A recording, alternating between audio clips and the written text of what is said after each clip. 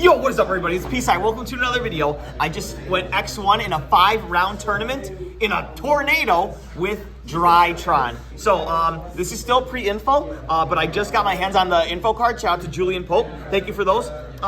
So keep an eye out for that updated deck profile. But yeah, we went X1 today with Drytron Pure. So 3 Alpha, 3 Zeta, 2 Gamma, 2 Delta, and then only 1 Bright Knight Ursatron. So this is a nice suite of monsters. I cut the beta because I wasn't afraid of banishing, but I actually did end up getting shifted today, which kind of stunk, but I mean, it happens. So those are the Drytron names. Next up, the ritual names. We have Cyber Angel Natasha, along with Triple Ben 10. Shout out to Emmanuel.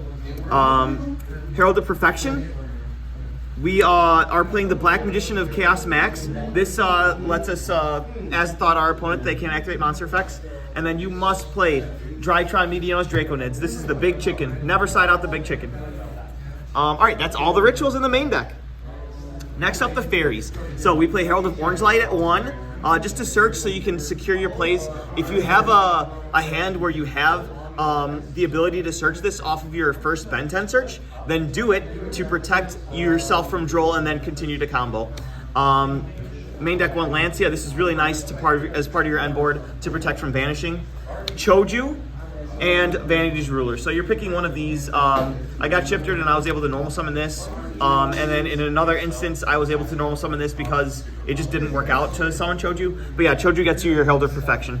So that's all the monsters in the entire deck. Next up, spells. So consistency, this card's insane because it also adds the ritual spell from graveyard, but 3 Preparation of Rites, 1 Foolish Burial to send the names, 3 Cyber Emergency, 2 Nova, 2 Field Spell, Fafnir, the 1 Medionis Drytron, the 1 Dawn of the Herald. Next up, we have defensive cards. We have Triple Tactics Talent, Called by the Grave, and 3 Forbidden Droplet.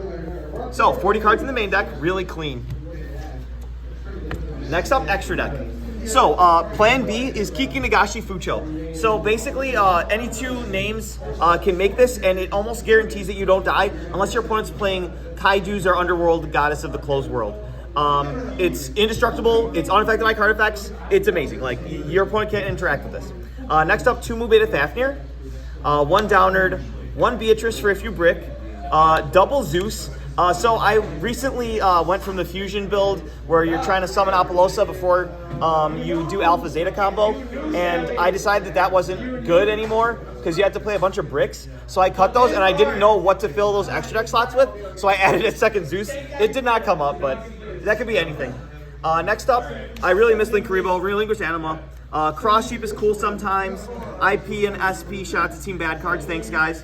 Dynamondo, shout out to OTS25. And then your big links, you got Apollosa, Boral Sword for closing out games. We don't play Access Code Talker. And then, jump scare, Underworld Goddess of the Closed World. Really powerful. I was able to what was it? It was something in tournament. Check back at the videos. They had like an unoutable boss monster, and I was like, oh. And then I linked away with it. It was mine now. All right, finally, side deck real quick. Lava Golem. So this just immediately outs 2 monsters. It takes away your normal summon, but like it's just so powerful to be able to just remove their monsters. Next up, the other 2 Herald of Orange Light. So if I'm going second, then I'll put these in because like they're an in-engine Heron Trap that is like very powerful. Negating and destroying, that's why Gamma is limited because it's so powerful. But yeah, if you can Herald of Orange Light your opponent, you're really sitting pretty. Next up, 2 Kurikara. So this is another fairy that you can play. Unfortunately, it is fire. You can't really search it or anything, but it's really good against certain matchups that activate their monster effects on board. You just tribute their field, summon a very big beater, and then you just kill them with it. Next up, some rituals. We are playing Quadrantis. You might even main deck this after the new support, but this is the one that destroys all your opponent's spells and traps, and it's just really strong.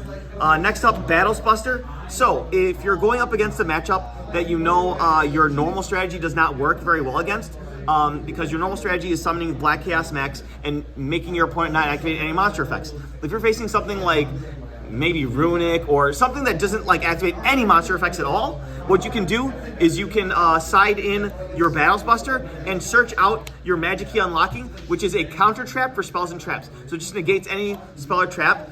And since you're not doing your normal shenanigans, you can even end on this and then Vanity's Ruler with some hands, which might be very good against that type of deck.